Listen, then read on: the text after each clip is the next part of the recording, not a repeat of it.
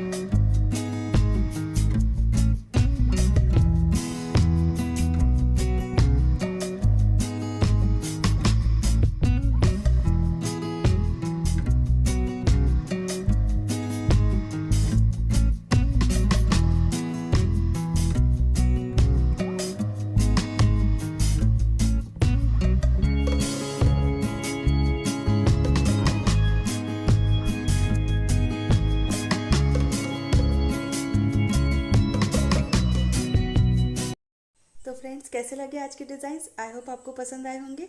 Video अगर अच्छी लगी तो इसे लाइक ज़रूर कर दीजिए, अपने फ्रेंड के साथ भी ज़रूर शेयर कीजिए और इसी तरह के अगर आप और वीडियोस देखना चाहते हैं तो मेरे चैनल को सब्सक्राइब ज़रूर कर दीजिएगा और इस बेल आइकॉन को भी क्लिक कर दीजिए, जिससे कि मेरी लेटेस्ट अपलोड्स की जानकारी तुरंत आप तक पहुँचेगी। हम फिर मिलेंगे अपनी अगली क्रिएशंस में। वीडियो देखने के लिए बहुत बहुत शुक्रिया।